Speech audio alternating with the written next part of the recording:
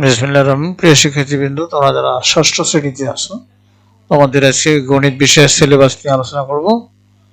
তোমাদের পাটিগণিত বিষয়বস্তু হবে প্রথম অধ্যায় স্বাভাবিক সংখ্যা ভগ্নাংশ, অঙ্কপাত, দেশীয় সংখ্যা গঠন রীতি, আন্তর্জাতিক সংখ্যা গণনা পদ্ধতি, দেশীয় আন্তর্জাতিক গণনা রীতির পারস্পরিক সম্পর্ক, মৌলিক ও যৌগিক সংখ্যা, সহমৌলিক সংখ্যা, বিভাজ্যতা, গরিষ্ঠ সাধারণ গুণনীয়ক মানে গসাগু, লঘিষ্ঠ সাধারণ গুণনীয়ক লসাগু, গসাগু ও লসাগু এর মধ্যে সম্পর্ক, সাধারণ ভগ্নাংশ, ভগ্নাংশের তুলনা, ভগ্নাংশের যোগ বিয়োগ, ভগ্নাংশের গুণ, ভগ্নাংশের ভাগ, ভগ্নাংশের গুণনীয়ক ও গুণিতক, ভগ্নাংশের গসাগু, ভগ্নাংশের লসাগু, ভগ্নাংশের সরলীকরণ, দশমিক ভগ্নাংশের যোগ, দশমিক ভগ্নাংশের বিয়োগ, দশমিক ভগ্নাংশের গুণ, দশমিক ভগ্নাংশের ভাগ, দশমিক ভগ্নাংশের গসাগু ও লসাগু। এরপরে থাকবে দ্বিতীয় অধ্যায় অনুপাত ও শতকরা, অনুপাত ও বিভিন্ন অনুপাত, অনুপাত ও শতকরা সম্পর্ক, ঐকিক নিয়ম। এরপরে হলো বীজগণিত থেকে থাকবে তোমাদের তৃতীয় অধ্যায় পূর্ণসংখ্যা, ঋণাত্মক পূর্ণসংখ্যার ধারণা, ঋণাত্মক সংখ্যা লিখন পদ্ধতি, সংখ্যার হ্রাস ও বৃদ্ধি, ঋণাত্মক সংখ্যার ব্যবহার, পূর্ণবর্গ সংখ্যা রেখার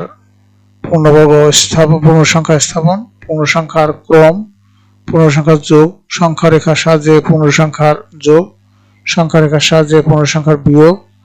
4 নম্বর হলো চতুর্থ অধ্যায় বীজগণিতিক রাশি, বীজগণিতীয় প্রতীক, চলক, সহগ, সূচক, বীজগণিতীয় রাশি ও পদ, সূচক, সাদৃশ, বিসদৃশ পদ এবং বীজগণিতীয় রাশির যোগ, বীজগণিতীয় রাশির বিয়োগ। পঞ্চম অধ্যায়ে থাকবে তোমাদের সরল সমীকরণ, সরল সমীকরণের সমাধান, বাস্তব সমস্যার ভিত্তিতে সমীকরণ গঠন ও সমাধান। এরপরে থাকবে তোমাদের জ্যামিতি ষষ্ঠ অধ্যায়, জ্যামিতির মৌলিক ধারণা, স্থান, তল, রেখা ও বিন্দু, রেখাংশ, রশ্মি, কোণ, সমান্তরাল রেখা, ত্রিভুজ ও চতুর্ভুজ উপপাদ্য। সপ্তম অধ্যায় থাকবে ব্যবহারিক জ্যামিতি, রেখা, লম্ব, কোণ অঙ্কন। এরপরে থাকবে তোমাদের পরিসংখ্যান। অষ্টম অধ্যায় তথ্য উপাত্ত, বিন্যাস। অষ্টম অধ্যায় তথ্য বিন্যাস ও অবিন্যাস উৎপাত্ত, গড়, মধ্য, প্রচুরক, রেখাচিত্র। এরপরে থাকবে তোমাদের মান বন্টন।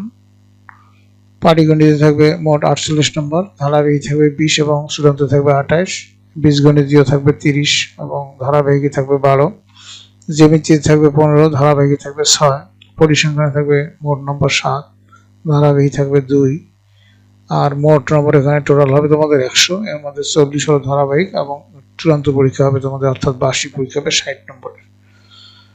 আচ্ছা, এখন তোমাদের ধারাবাহিক মূল্যায়ন পদ্ধতি, তোমাদের বর্ষমধ্য পরীক্ষা হবে, 20 নম্বর থাকবে, ক্লাস টেস্ট হবে এর মধ্যে 8 নম্বর থাকবে, কুইজ টেস্টের মধ্যে 8 নম্বর, হাজিরা এবং আসরের মধ্যে থাকবে 4 নম্বর, এগুলো মোট 40 নম্বর। এখানে 8 আর 16 20 আর 20 40। আর চূড়ান্ত যে প্রশ্নটা হবে সেটা কিরকম হবে, যে বিষয়বস্তু, প্রশ্ন সংখ্যা, উত্তর দিতে হবে এবং তার মান। পাটিগণিত তোমার 12টি প্রশ্ন থাকবে, এর মধ্যে 60টি উত্তর করতে হবে। এখানে 4 নম্বরগুলি থাকবে 4 × 7 = 28 নম্বর। বীজগণিত থেকে তোমাদের 10টি প্রশ্ন থাকবে, 6টির উত্তর দিতে হবে। এখানে প্রতিটি প্রশ্ন থাকবে 3 নম্বর করে, 3 × 18 নম্বর। জ্যামিতির মধ্যে উপপাদ্য 2টি থাকবে, একটি লিখতে হবে, এখানে একটাতে থাকবে 5 নম্বর। আর সম্পাদ্য 2টি থাকবে, একটি দিতে হবে, এখানে থাকবে 4 নম্বর। আর পরিসংখ্যানে 2টি থাকবে, একটি উত্তর করতে হবে, এই হলো 5 নম্বর। এটা যোগ করলে হবে কত? 60 নম্বর। তোমাদের এই ছিল তোমাদের গণিতের সিলেবাস এবং প্রশ্নের নমুনা। তো তোমরা যদি এইভাবে অনুশীলনীগুলি কমপ্লিট করো, আশা করি খুব ভালো একটা রেজাল্ট করতে পারবে। তো তোমাদের সার্বিক মঙ্গল ও সুস্বাস্থ্য কামনা করে এবং পরবর্তী ক্লাস দেখার আমন্ত্রণ জানিয়ে সেখানে বিদায় নিচ্ছি। খুদা হাফেজ।